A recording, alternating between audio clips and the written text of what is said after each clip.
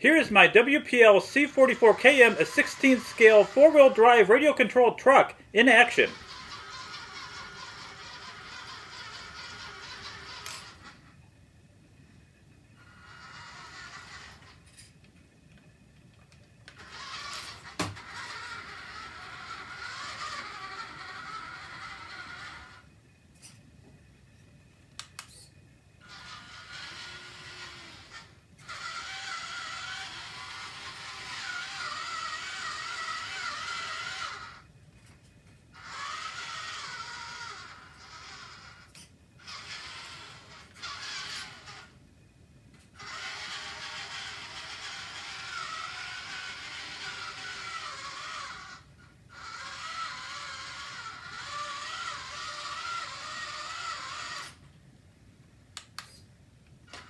This radio-controlled truck comes equipped with working headlights and a 2-speed transmission.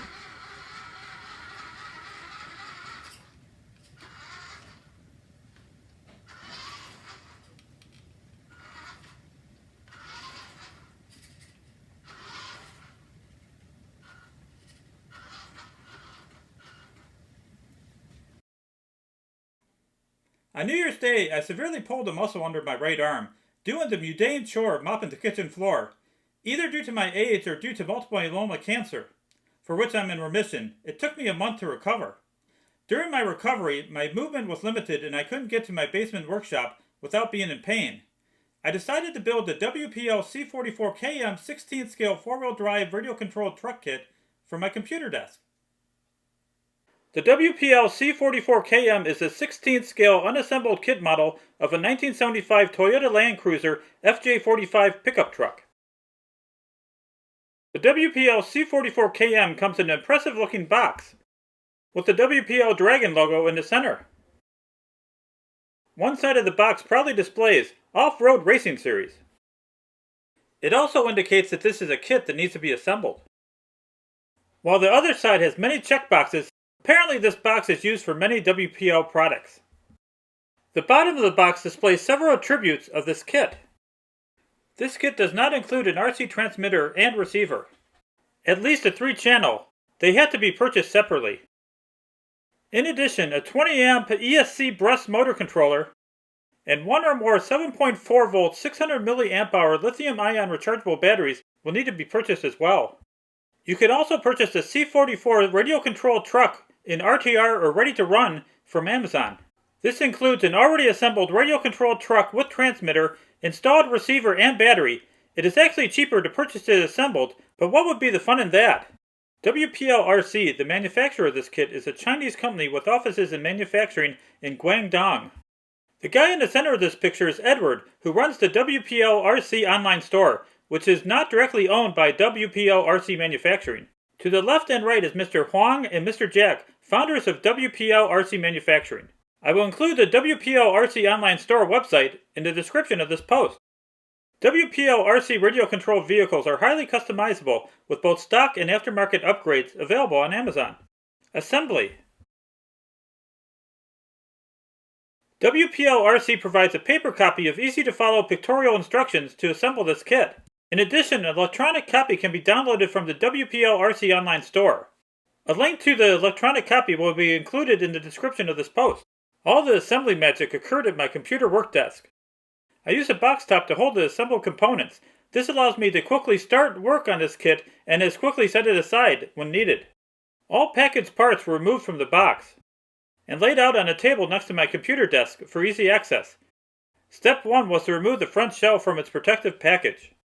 Required parts were removed from their protective packaging and cut from the sprue. Ready for assembly. The front windshield was installed into the front windshield frame. The hood, front windshield frame, and windshield wipers were installed on the front shell. The dashboard and steering wheel were installed into the front shell. Also, the door panels were installed on the inside of the doors. The WPL mascot is on every plastic bag containing parts. Side mirrors were attached to the doors. I had some trouble finding the door hinge shafts until I figured out they were made of metal. The doors were connected to the door plates with the door hinge shafts. The door assemblies then snap in place to the sides of the front shell. The grille, headlight frame, headlights, emblem, and indicators were attached to the front end of the front shell. The rear windows were snapped in place to the rear body panel. The gear shifter, seat lower frame, and seats were installed in the front shell. Look, cup holders! Seats and gear shifter snap in place. The seat lower frame was held in place with 2 screws to the front shell.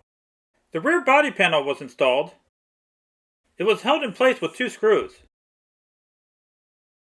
The front shell was done once the roof cover was installed.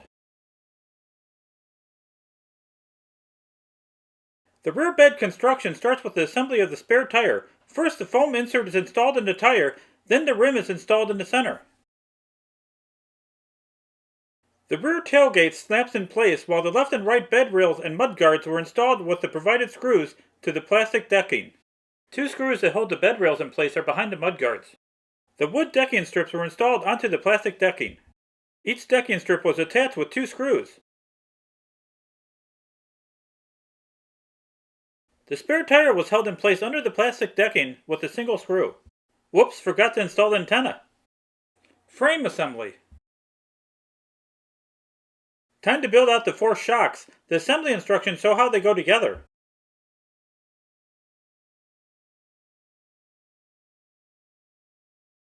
Here was the finished product. One of the round ends split during assembly. I used superglue to secure it in place. Type 1 ball joints were secured to the metal frame with M3 lock nuts.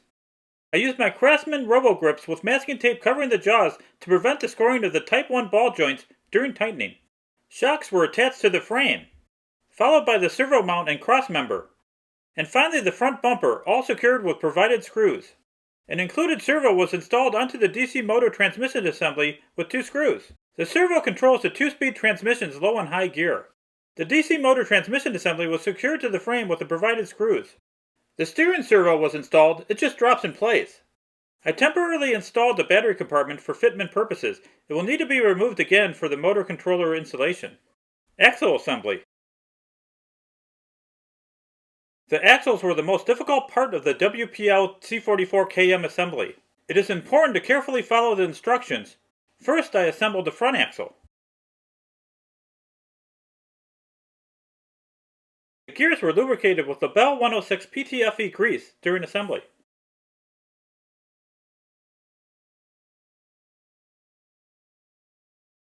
Then the rear axle was assembled. The rear axle gears were also lubricated with the Bell 106 PTFE grease during assembly. Next, the steering rack, panhard, and chassis linkages were assembled. Some of the rod ends cracked while being threaded onto the rods. I placed a drop of superglue in the crack to prevent it from getting worse and to secure the rod end in place. Ball ends had to be pressed into some of the rod ends. I used my Sears Robo Grips with tape covering the jaws in order to press fit them in place. It was time to install the chassis linkage to the front axle. Then the rear. Here is a picture of the completed axles with chassis linkages installed. Drive shaft assembly. Both front and rear drive shafts are of different lengths but are assembled the same way.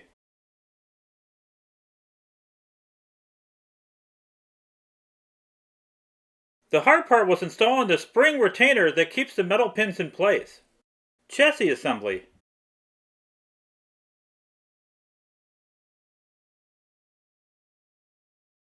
The front axle assembly was installed onto the frame via the chassis linkage. The shocks were also attached at this time. Then the front drive shaft was installed. The ends are held in place with grub set screws. The rear axle assembly was installed onto the frame via the chassis linkage. And shocks. And then the rear drive shaft was installed, with the ends held in place with grub set screws. Wheel assembly and steering.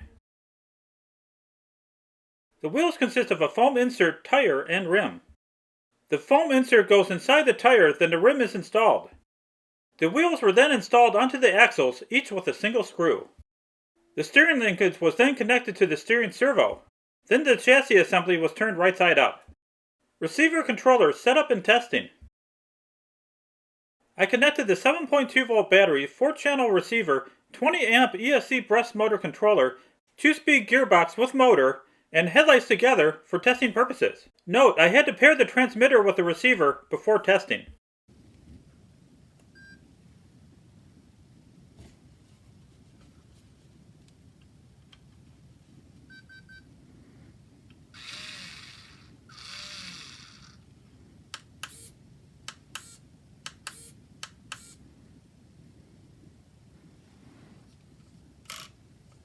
The LED lights, steering servo, 2-speed transmission servo, and DC motor were tested. They worked as expected. It was time to install the electronics. The power switch was installed in the servo mount, followed by the brushed motor controller that was held in place by double-sided tape. The brushed motor controller's output was connected to the DC motor's terminals. The battery connection and the steering servo receiver connection were pulled through the battery cover. Then the battery cover was installed with 2 screws. The receiver connection to the transmission servo was routed along the frame rail and held in place with 2 tie straps. Headlight wiring was installed in the front shell and the LED lights snap in place behind the headlights. Whoops, forgot to pull the brushed motor controller receiver connection through the battery cover. The 2-speed servo, brushed motor controller, LED lights, and steering servo receiver connections were connected to the 4-channel RC receiver. The 7.2 volt lithium battery was connected to the brushed motor controller as well. I removed the battery after fitment. Body shell installation. The front shell assembly attaches to the chassis with 2 clips here and 2 screws located here. 2 clips and 1 screw holds the bed in place. The clips are located here and a screw here. The WPL C44KM was turned over and the hood opened, exposing the battery compartment. The LED light connector was connected to the receiver, and the 7.2 volt battery was installed. Then it was connected to the motor controller battery connection.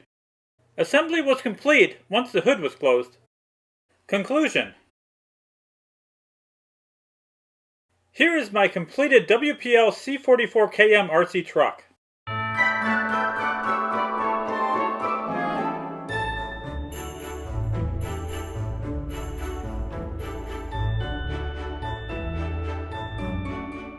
Initially, during testing, I had an issue where the front and back wheels turned in the wrong direction, as seen here. My WPL C44KM would not move as the front and back wheels were working against each other.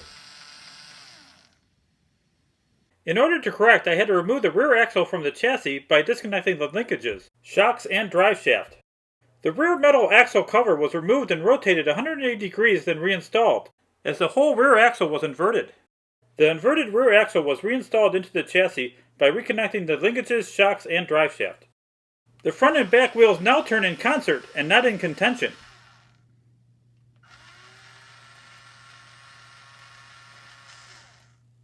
Thank you for watching this how-to video on building the WPL C44KM 16-scale 4-wheel drive radio-controlled truck kit. This was a great little kit to work on while I was recovering from a pulled muscle. Please like this post and subscribe to Rust Belt Vintage Toy Repair so that you're alerted to my future posts.